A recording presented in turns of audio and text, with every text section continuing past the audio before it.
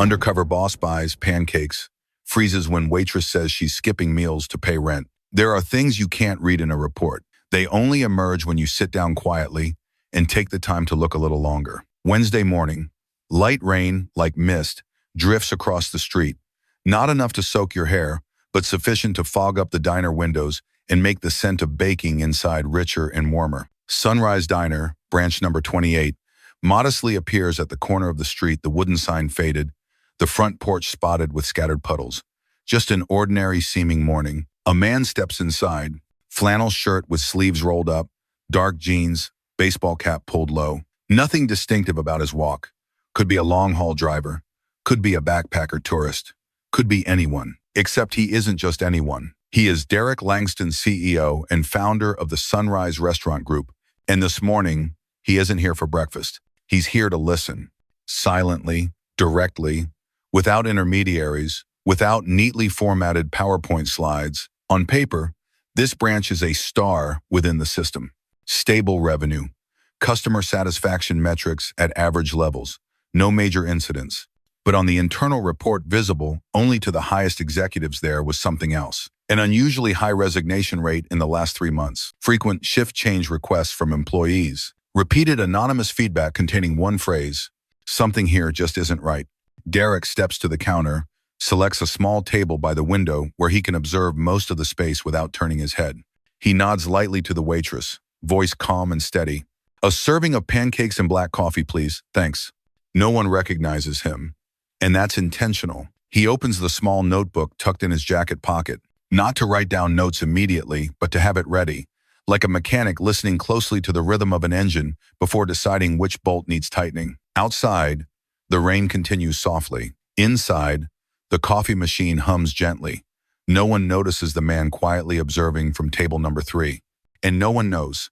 He once wrote the fair tip-sharing policy for this entire system. But this morning, he sits here because he has a hunch that somewhere in that very policy, someone is being excluded from the share they rightly deserve. There are words not spoken to accuse. They simply slip out because the speaker has become too accustomed to nobody listening. The plate of pancakes was placed down with a gentle and precise motion. Butter slowly melted on the pancake surface, while the coffee cup released a thin wisp of steam, as if hesitant to disturb anyone on this sluggish morning. "Here you go. Let me know if you need anything else," the waitress said quietly, just loud enough to be heard. The name tag on her chest read, Cassie. Derek looked up briefly. The young woman wasn't overly thin, but clearly exhausted.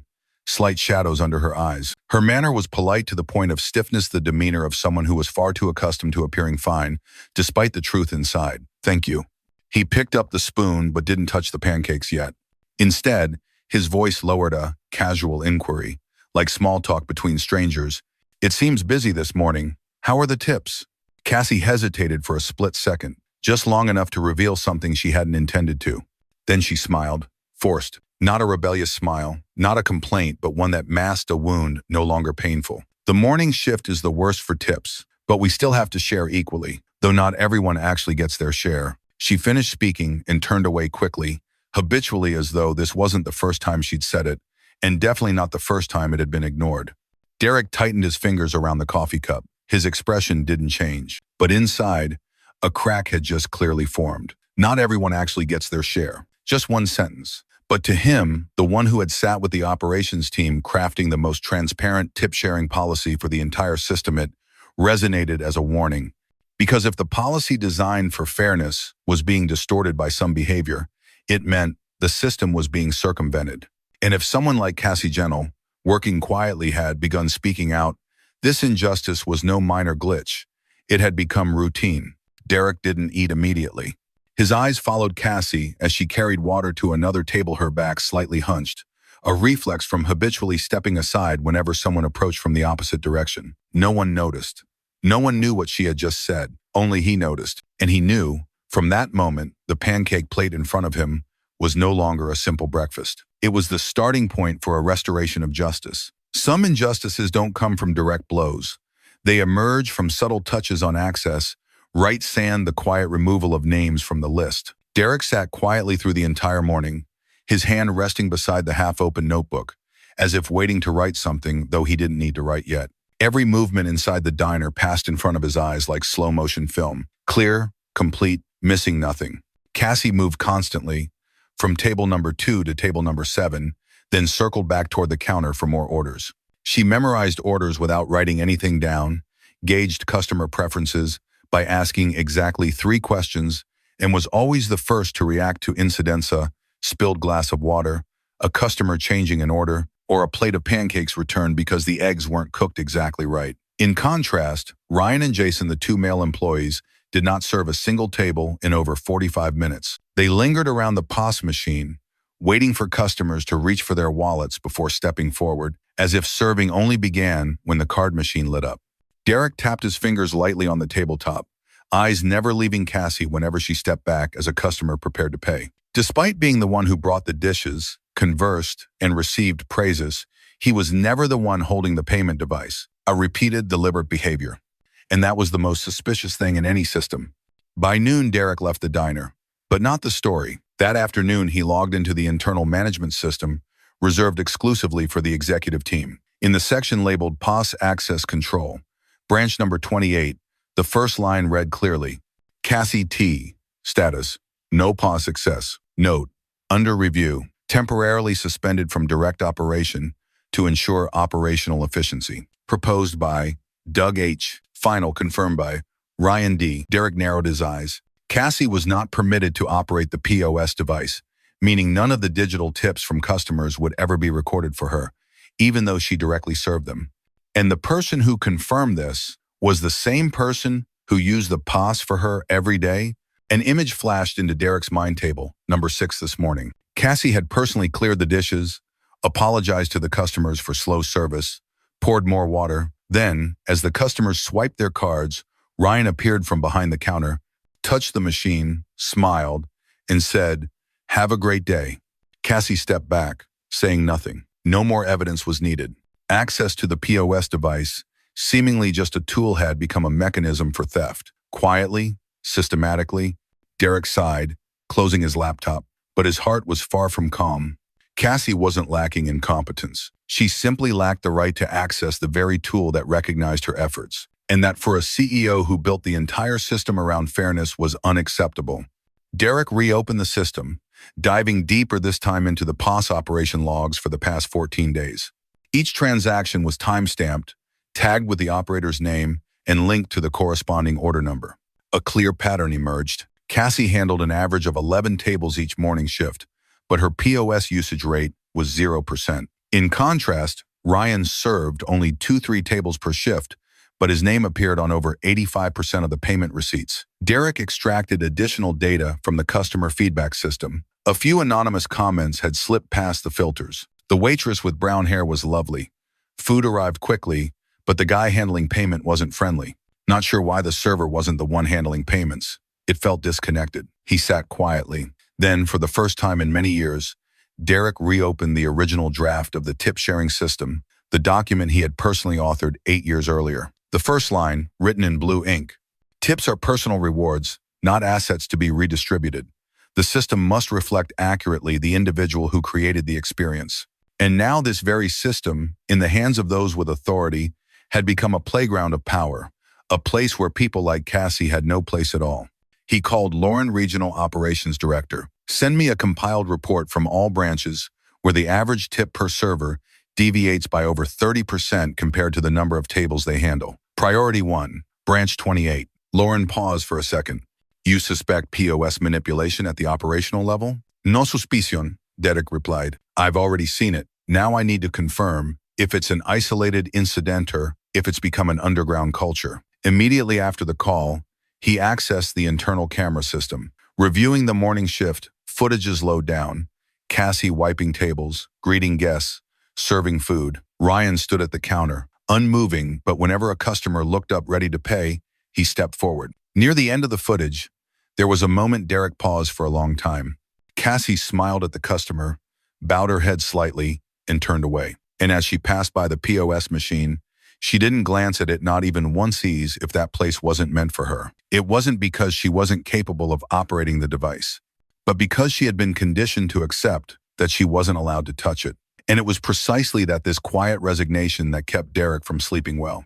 There are mornings that begin with pancakes and hot coffee, but there are other mornings that begin with Justice standing tall in the middle of a diner. Friday, 7:32 a.m. The scene at Sunrise Diner, Branch 28, was no different still. The familiar wooden tables, the buzzing coffee machine behind the counter, and the sweet aroma of syrup drifting through the air. But there was one thing no one could have predicted. This morning, Justice would call out names. The door swung open. Not a regular customer, but an internal audit, team crisp white shirts, badges printed straight from headquarters. Following closely behind them was Derek Langston, this time without a baseball cap, no flannel shirt, no disguise. Just himself, correct identity, correct position, and correct timing. Doug, the manager, stepped out from behind the counter, still holding the shift schedule clipboard. "Oh, good morning, Mr. Langston. We weren't informed." "Exactly," Derek interrupted, his gaze not cold but sharper than the morning light. "Because some truths don't require advance notice." He turned toward the audit team, nodding. A laptop opened, connecting to the wall-mounted screen, usually displaying the menu. Now, instead of dishes, it showed evidence. The first items to appear: table service statistics by name, Cassie T., Elvin Tables. POS operator, Ryan D., 9 transactions, served 0 tables. Person approving POS access restriction, Doug H., final confirmation. Then came an internal message, clearly displayed: Cassie is doing well, but it's more convenient to let Ryan handle the POS. Digital tips can be distributed after the shift however we want. Oh, Derek stepped forward, facing the entire staff and the customers who had paused, knives and forks frozen mid-air. "We have a system created to accurately recognize the right people for their efforts. But right here it has been twisted through something called internal arrangements." He turned to Ryan. "You don't serve, yet you receive the majority of the tips." And then he turned to Doug. "You didn't use your authority as a manager to protect the best performer. You used it to hand the POS terminal to your nephew." Not a single word of protest. Derek took a breath, his voice lowered, not an accusation now, but a declaration. Cassie and many others like her have been made to believe that not getting a share is normal. But as of this morning, that ends. He gave a signal. 2 file envelopes were handed over, emergency termination letters for Doug and Ryan. No sugarcoating. A young staff member quietly exhaled in relief behind cupped hands. Cassie stood motionless next to table number 5, the one she had just finished cleaning. Her hands tightened but did not tremble. Derek turned to the customers. "Today's breakfast is on the company as an apology for not recognizing this injustice sooner." And then he looked back at Cassie for the first time. His gaze held no trace of supervision, only deep acknowledgement.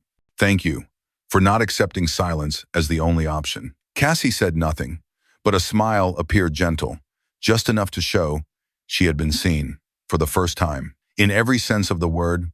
A long moment passed after the declaration. No one spoke, but the entire space felt like it had shifted, gravity lighter for some, heavy as lead for others. Doug still stood there, arms limp at his sides, the shift schedule clipboard having slipped from his hands at some point. Ryan kept his head down, face pale, all traces of his former morning swagger gone. Derek quietly stepped toward the counter, eyes on the now frozen digital display. He opened his own laptop and connected to the central POS system. A new line of text appeared on the screen, clear, needing no explanation. "Live POS plus tip tracking. Effective immediately. Operator equals person credited." No more split it, however, after the shift. No more awaiting next quarter's evaluation. From now on, every touch of the terminal would leave a trace and a voice. Cassie remained still. But as her eyes reached that line of text, her lips pressed together, not to hold back tears, but to steady herself like someone who had just surfaced from deep water, not quite ready to exhale. Derek turned to the HR team that came with him. "Within 24 hours, restore POS access for all employees whose access was suspended without a clear reason, and start reassessing the reward system based on actual performance." Then he looked up, his voice slow and steady. "Fairness can't arrive after the shift ends. It has to be present from the moment effort begins." A hesitant round of applause broke out from a corner of the diner, then gradually spread. A middle-aged customer stood up and turned to Cassie. "You served me last week. That was you. Thank you for not giving up." Cassie only managed a nod, her eyes welling up for the first time. But no tears fell, because she knew, today, she didn't need to hide anymore. Derek slowly walked toward table number 5, the table that was always the busiest every morning. He placed his hand on the freshly wiped surface, not as a formality, but as a quiet affirmation. From this very spot, a single sentence had changed an entire system.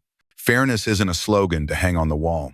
It's how someone pours coffee, how another is called by their correct name, and how an entire system relearns how to listen. A month passed. This morning, sunlight streamed through the now spotless glass, casting warm golden streaks on the honeycomb-tiled floor. The old musty smell was gone. So was the hushed, whispering behind the counter. Sunrise Diner, Branch 28, now opened its doors, not just with a key but with a renewed energy. Clear, confident, and vibrant. Right by the central counter, a small digital display glowed softly. Live tip display, real-time, transparent, protected. Every time a bill was paid, the name of the server appeared along with the corresponding tip. No need to ask, no need to guess, no need to wait until the shift ended to know whether you were acknowledged or forgotten. Derek Langston today, without an audit team, without a notebook entered, simply as a familiar customer. And immediately, Cassie approached. But this time, she wasn't wearing her old uniform. She wore a charcoal manager's blazer with red trim, hair neatly tied up, and a name tag that read brightly, Cassie T., branch manager. The smile she offered was no longer a tired formality. It was steady and light, as if, finally, she no longer had to strain just to be seen. "Good morning, Mr. Langston. Your usual table is ready." Entered. Derek nodded and walked to the window side table, the same place where he once heard a single sentence that reshaped an entire policy. A cup of coffee was placed in front of him. Hot, bold, just the way he liked it. Cassie didn't ask anything else. She poured the coffee and stepped back gently, not out of formality, but because she knew everything he needed was already right here. Derek lifted the cup, eyes glancing at the newly updated tip distribution board. My, 3 tables. Ben, 2 tables. Cassie, ein support table. Every name, every contribution. Not erased, not taken, not forgotten. He took a sip, slowly. The coffee tasted the same, but the feeling was different. Because now, he knew, this cup of coffee was poured by a system that had learned to recognize the right people. And to hold tight to what is right, even if it had to start again from a sentence that once seemed meaningless. Because in a world too used to dismissing, listening and actinges, the only thing that can restore trust. Cassie returned to the counter, but this time, she didn't lower her eyes to avoid anyone's gaze. She leaned toward a younger staff member who was fumbling nervously at the pause machine, just a simple instruction, but her guiding look was enough to make the other person exhale in relief and smile. Derek watched her, then quietly opened the old notebook that had accompanied him throughout his leadership of the system. The first page listed the core values: respect, clarity, balance. Below that, a handwritten note, ink smudged with age. When a person serves better than the system, change the system before you judge the person. He had written that in Sunrise's second year, after a small scandal at the very first branch. Today, it reappeared, not as a philosophy but as a promise finally fulfilled. At the next table, over a silver-haired elderly woman with her granddaughter had just taken out her wallet to pay. The little girl looked up at the digital display, pointed to Cassie's name on the screen, and whispered to her grandmother. She got points like in a game. The old lady smiled, nodding gently. "No, sweetheart, that's not a score. That's the truth." Cassie walked past, overhearing. But she didn't respond, just adjusted her name tag to sit a little straighter. Derek smiled, a discreet smile, as if he had finally let go of something that had weighed heavily on him for a long time. He knew. People like Cassie don't need praise to prove they're worthy. They just need a placia space where their efforts aren't blurred out by silence. A new employee approached the counter, hesitant. "Cheer, Cassie, I just messed up an order. The customer wants to change it." "Yeah." Cassie didn't scold. She simply asked, "Did you explain it clearly yet?" Not yet." "Then now you go back, be honest. I'll be right behind you." Derek took another sip of coffee. Fairness doesn't come from machines or software. It comes from those who dare to stand behind so others can step forward. And in that moment he understood. This morning's breakfast wasn't just served by the right person. It was served by a new culture, one where what used to be hidden behind the POS is now written in bold letters, out in the open.